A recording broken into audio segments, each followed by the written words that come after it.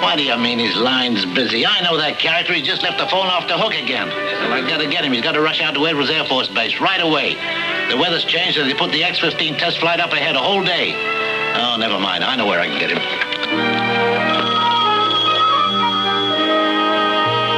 Annabelle, will you get that dear? All right, Mother. Good morning. Hi, Mr. Burns. Oh, sure. I'll tell Tim right away. Halt! Where do you think you're going? I have to wake Tim up. In that outfit, you certainly will. You'll not only wake him up, you'll shake him up. I forgot. Yes, well, never forget it again, dear. Especially in the morning when a man's metabolism is just starting to do whatever it is a man's metabolism does.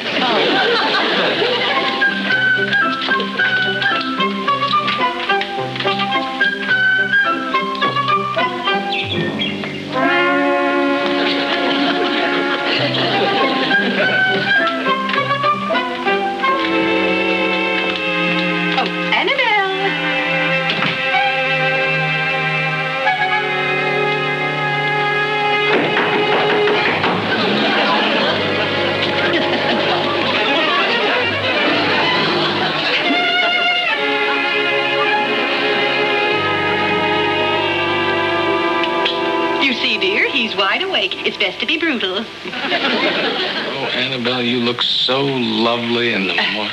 That's what I was telling you about a man's metabolism, dear. Tim, your editor called. They want you to cover the flight of the X-15. They moved it up a day. Tell them to move it back a day. I've got plans for a picnic. Tim, whatever is worth doing well. Mm-hmm. Get dressed.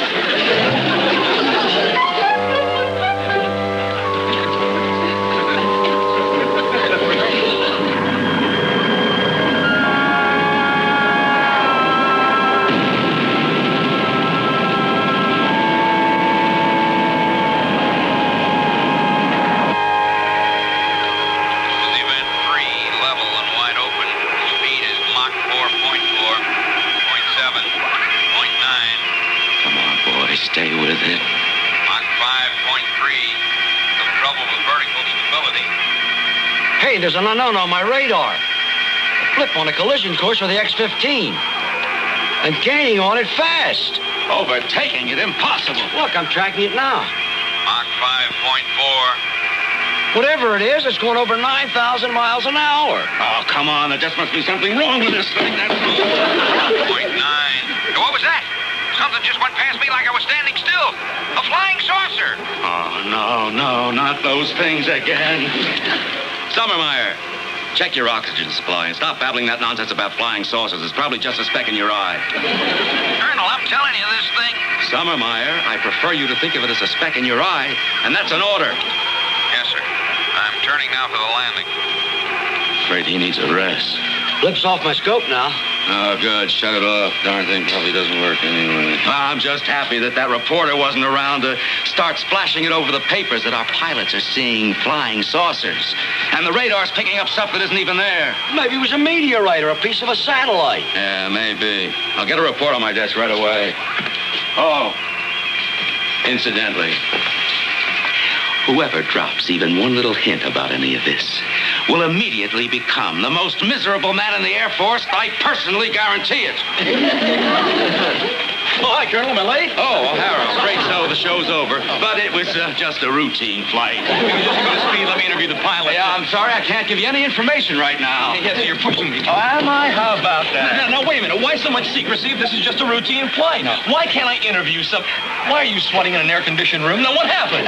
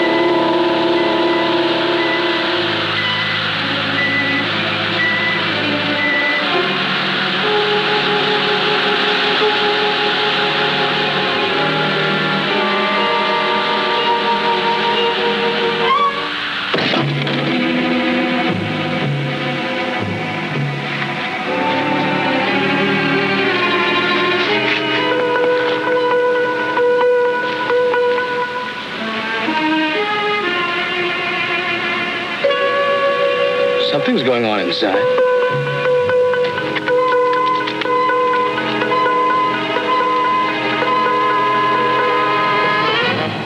Are you through? Now, what are you waiting for me to say? Take me to your leader? Who are you? Well, I could give you some wild tale of being a Russian astronaut or the designer of an experimental spacecraft. But the plain fact of the matter is, I'm from Mars. Mars? Mars. Now, don't look so astonished. I'm a professor of anthropology from Mars, specializing in this primitive planet. Mars? I'm afraid you got hit a little harder than you think. That idiot in your antique rocket plane almost ran into me. You mean the X-15? And now I'm marooned on this backward planet until I can repair my ship. Now, hold it. You mean the X-15 almost ran into your, that thing? Precisely. It was lumbering along at barely 4,000 miles an hour. I had to strain my ship to get out of its way. You know how fast he was going? I can tell you to the 5th decimal place. Oh, that idiot at the controls reported me to his base as a flying saucer. Ooh. Well, just don't sit there. I've been hurt. Come on, we'll go to my car. You'll have to carry me. Takes me a little while to get used to the Earth's gravity. I weigh so much more here. Yeah.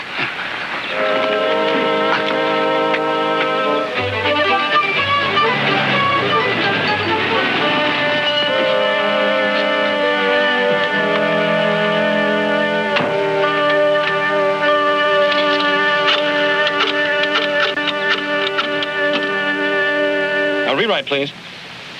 Charlie? This O'Hara. Now, look, take this down, will you?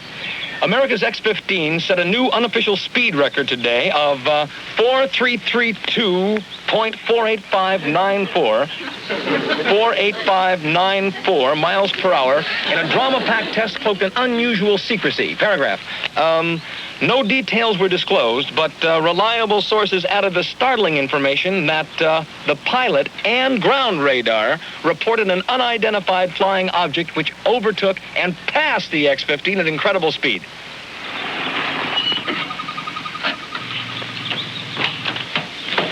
Well, it isn't Mars, but it's home. Now, the question is, how are we going to get you inside without Mrs. Brown spotting us? Just give me a second.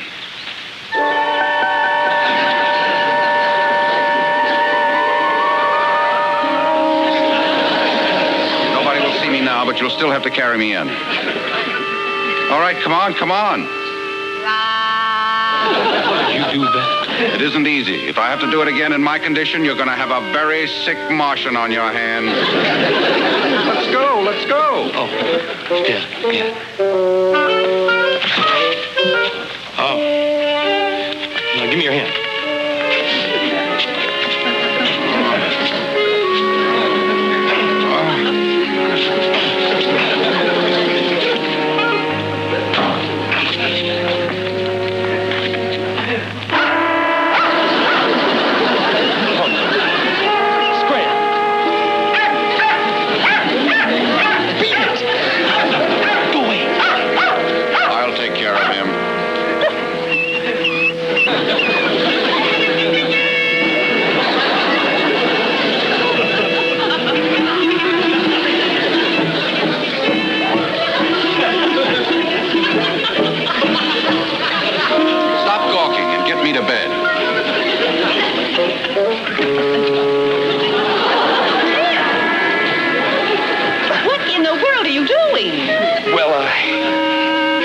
It's kind of a charade.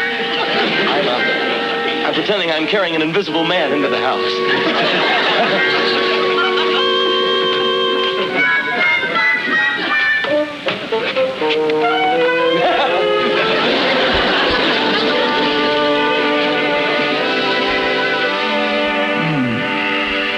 How do you feel now? Oh, better, thanks. Oh, your atmosphere. So rich in oxygen. It's like breathing in a thick chocolate malted milk. Malted milk? Malted milk? How would a Martian know about that? Now, since modesty forbids my calling attention to my superior intellect, I'll confine myself to saying that I am the greatest living authority on the subject of your planet. I've visited here many times, especially in the last 150 years. 150 years? How old are you? Let's just say I'm approaching the prime of my life.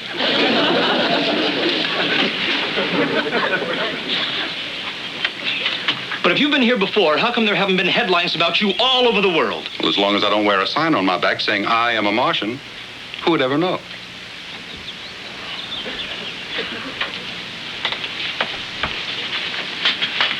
And no one you met ever suspected? Not even Thomas Jefferson. And he was a fairly bright fellow. For a native, that is.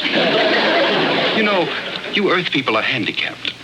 You only use a small portion of your brain. We Martians use all of ours. I can't believe it. The trouble is, you're too intelligent to believe it.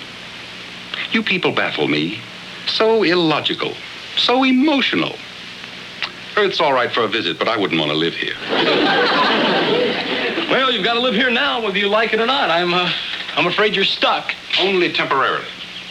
I'll leave as soon as I can repair my spaceship, and no one will be the wiser but you. No. You're not leaving until I get a story on this and the pictures. I'm going to get the Pulitzer Prize for this. I'm sorry, but you're not going to be able to write that story.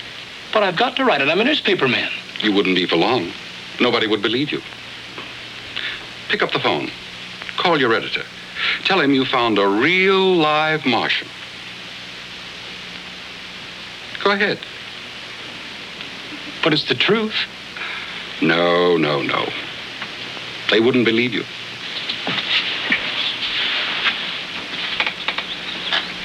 I'll prove it. I'll bring them here and I'll show you to them. I'll disappear. And you know I can do it.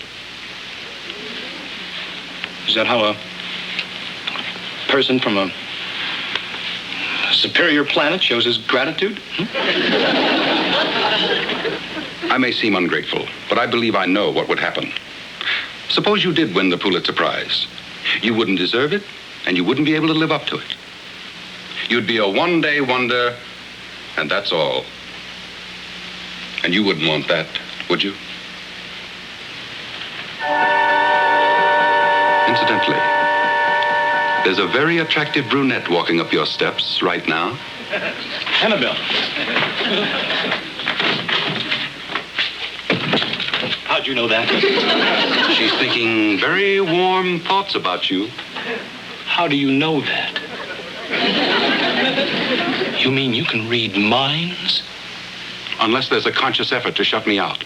For instance, I know exactly what you're thinking about the young lady.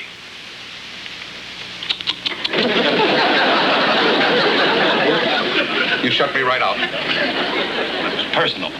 After all, I'm only human. But just remember, I'm more than human. Now, answer the door. If there's anything I hate, it's a smart alecky Martian.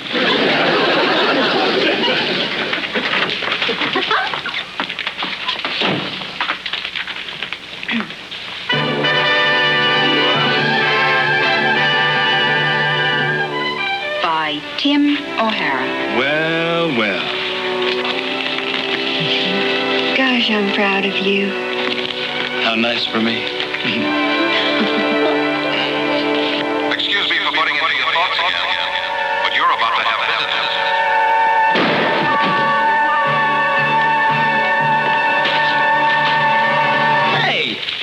Hey, what is this? Murphy, the Air Force wants to know where you got your information on the X-15 flight. Who's this? Oh, he's a Martian. What? Martin. That's his name. Martin, my uncle. My uncle Martin. He's here after a long trip, and he's not feeling very well. Oh, un raffreddore elefante miscata. Prenda una aspirina con un bicchiere d'acqua. How did you know I spoke Italian? I could tell. Okay, O'Hara. Let's go. Let's go. What do you mean? What's the charge? No charge yet. We just want to know where you got the classified information on the X-15 flight and the unidentified flying object. That's all you want to know? Sure. Is that too much to ask from a good citizen? Okay, let's go. No, hold it. What? He might need something. So just help yourself, Uncle Martin. Oh, and here, you might need a little cash. I know you might be short. So, and the keys are in the car, okay? Thank you.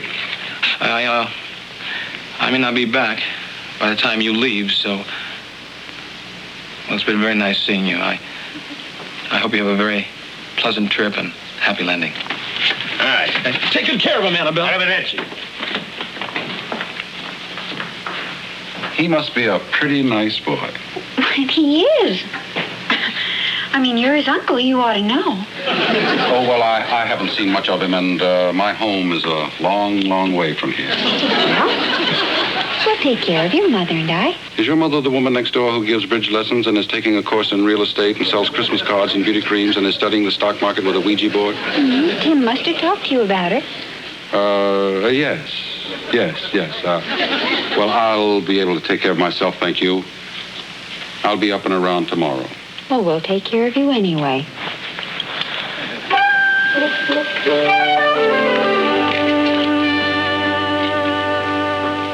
I said no interruptions until I call you back. I don't care who it is, nobody at all. Now, O'Hara, this is your last chance. Now, I don't care anything about this flying saucer jazz. It crops up every year at the beginning of the hay fever season. But you are not getting out of here until I find out which one of my men is passing out information to the 5th decimal place. Well, I refuse to reveal my sources of news. Why, you... Colonel, I've got to admit that I admire this young man's principles. What? With your permission, I'd like to do something for him. For starters, I'd like to throw him in jail. I'll be very happy to look after him personally. Good. I'll drop by and see you. Every month or so. Well, let me call my attorney, please.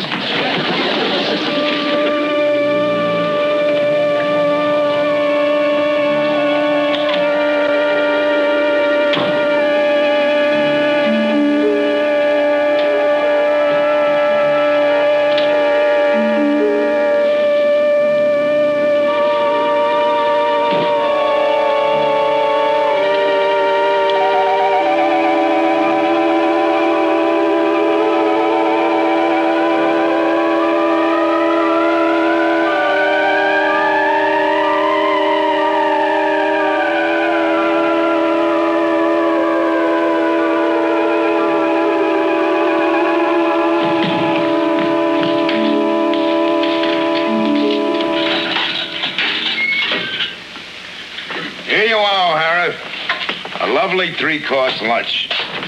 Three-course lunch, it looks like hamburger. Oh, no. You got hamburger, coffee, and sugar. You got any words for the Colonel? Yes, I have several words for the Colonel. But I wouldn't use any of them in mixed company.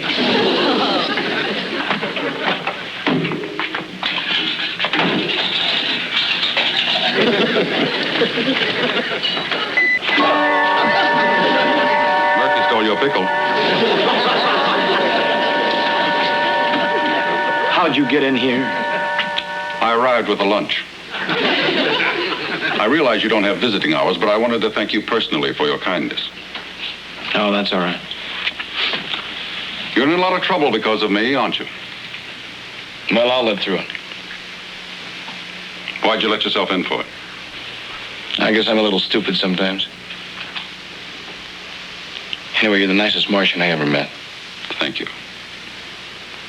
And thank you for these clothes. Now, how are we going to get you out of here? Let me think. Suppose we tell them that you picked up their control center on your car radio. No, that's impossible. My radio wouldn't pick up their frequency. Blame it on sunspots, freak reception, an ionization shift in the upper atmosphere. That's your story, and stick to it. Try, but... Excuse me a moment. Murphy's coming back. Eat your lunch.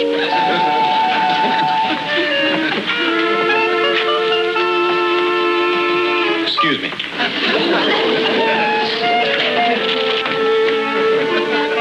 Who are you talking to in there? One of my favorite people. Myself. I heard two different voices. Well, sure, one voice would be monotonous, and besides, I couldn't tell which of me was saying what to whom. Well, the voice I heard didn't sound anything like yours. Why should it? Charlie McCarthy doesn't sound anything like Edgar Bergen. You're a ventriloquist, aren't you? I'm practicing throwing my voice while I'm eating. You know something? You're very good. Well, thank you. I thank you, too. We both thank you. Both at once. Fantastic. Yes. Well, that's enough for now. You don't want to spend too much time with the prisoner. Now, here you go. And next time, don't steal my pickle. What makes you think I'd do a thing like that? Your face. It's got pickle stealer written all over it. If you've got anything to say to the Colonel, you let me know. Yes, I may do that. Goodbye, Tim. See you later.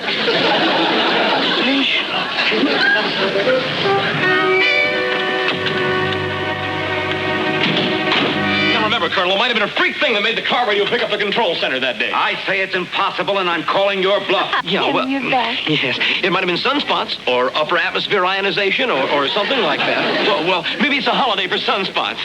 Later, Annabelle, later. If it doesn't work, back you go. Right. Well, if it doesn't work, be reasonable, Colonel. Quiet. Hello, Edwards. Hello, Edwards. Are you still receiving me? Like a pal. We're ready for the launch. Event A will be a test of the... Great. Yeah, how about that? There'll be no more of that, Colonel. Hey, that's my radio. Keep your hands off that. You've got some gadget in here that's bringing in our frequencies, and the laboratory's going to find it. Colonel, maybe we ought to keep them on ice until we get the lab report, huh? That won't be necessary. We know where to find them. But if there is any unauthorized equipment of any kind in this, you are going to get free room and board in a federal prison. And don't you forget it.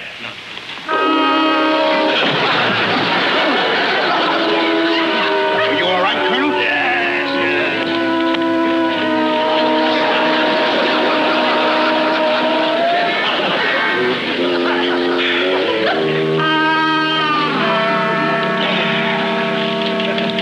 Oh, we got all of it, Colonel. The laboratory technicians will find out exactly how this could happen. Somehow I doubt it. I simply don't understand. Now, why didn't you tell me you could gimmick up my radio? You just let me sweat it out. Exactly. If I hadn't, you would have been smug and overconfident. And the Colonel might have detected a fishy aroma. Well, I suffered. It was very painful. Well, a little pain is good for you. As one of your playwrights observed, pain makes man think. Thinking makes man wise, and wisdom makes life endurable. Next problem. My little spaceship is down in the garage, and I've got to start repairing it so I can get back to Mars. We need a number of very scarce items, most of which haven't been invented yet. That sounds pretty expensive. What are you going to use for money?